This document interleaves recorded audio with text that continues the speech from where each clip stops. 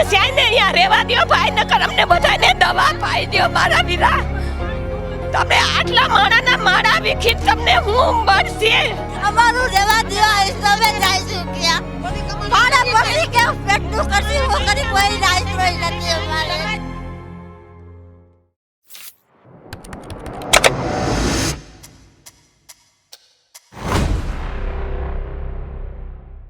નમસ્કાર, વીટી પંચાયતમાં આપનું સ્વાગત છે. રાજકોટના જંગલેશ્વર વિસ્તારમાં ડિમોલિશનની નોટિસ મળતા સ્થાનિકો ચિંતિત બન્યા છે અને રસ્તા પર ઉતર્યા છે. સ્થાનિકો તંત્ર સામે વિરોધ કરી રહ્યા છે. સ્થાનિકોનો આરોપ છે કે અમે 40 વર્ષોથી આ વિસ્તારમાં રહીએ છીએ, ત્યારે એક ઝાટકે અમે ઘર વિહોણા થઈ જઈશું તો અમે ક્યાં જઈશું? આ સાથે જ ભાજપ સામે આક્રોશ ઠાલવી રહ્યા છે. અમે વર્ષોથી ભારતીય જનતા પાર્ટીને મત આપીએ છીએ, તેમ છતાં જેને મત આપ્યા તે હવે અમારા ઘર તોડવા માટે જઈ રહી છે. જંગલેશ્વર વિસ્તારમાં મોટા પાયે મેગા ડિમોલિશનની નોટિસ સ્થાનિકોને મળી છે અને આ સાથે જ સ્થાનિક કોર્પોરેટરે પણ આ બાબતે વિરોધ નોંધાવીને પત્ર લખ્યો છે અને ડિમોલિશન ન કરવા માટે વિનંતી કરી છે. મારી ઘીરે 10 વરે મારી દીકરાની ઘીરે આવડો દીકરો છે, અમને 10 વરે ભગવાનને દીધો તો અમે ક્યાં જાય? અમને કોઈ ભાડે નથી દેતું. પૈસા ભરવાનું થાય તો અમે રડીને ભરી દેવું.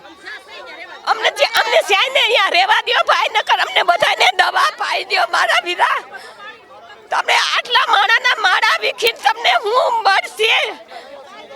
આ કેટલા હેરાન થાય છે તમે. એકવાર આયા આવીને જોવો, શેરડી થયા કોઈ ખાધું નથી ભાઈ.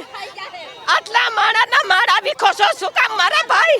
અમને એને જોતું હોય ને તો અમને કાયદેસર કરી દો, અમે એ ભરવા તૈયાર છીએ. બાકી અમારું મકાન પાડવા અમે તૈયાર નથી. મરવું પડે ને તો અમે મરી જાવું.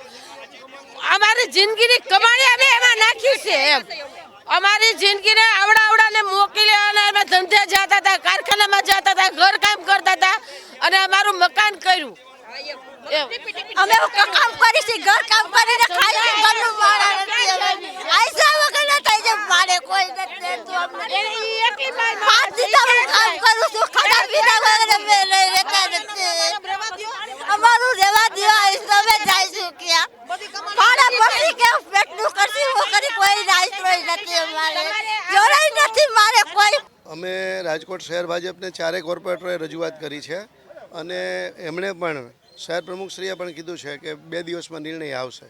એટલે શું લાગે છે, શું થવું જોઈએ, તમારી શું માન્યતા?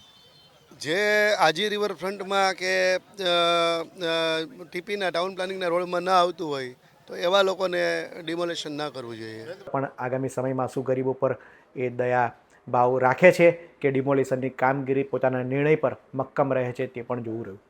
સરકારી જમીન પચાવી પાડવી, તેના પર મકાનો બાંધવા એ ખોટી વાત છે, પરંતુ 40 વર્ષથી સ્થાનિકો જે વિસ્તારમાં રહે છે, જો કે તંત્રએ નોટિસ પણ આપી હશે, પરંતુ સ્થાનિકોનો વિરોધ છે. તેઓ કહી રહ્યા છે કે અમે પૈસા ભરવા તૈયાર છે, પરંતુ અમને કાયદેસરના મકાનો કરી આપો. આ મામલે આગામી સમયમાં શું થાય છે તે જોવું રહ્યું. આ અંગે આપનું શું માનવું છે તેમને કોમેન્ટમાં જરૂર જણાવશો. આવા જ ઇન્ફોર્મેટિવ વિડીયો માટે વીટીવી પંચાયત જોતા રહો. ધન્યવાદ.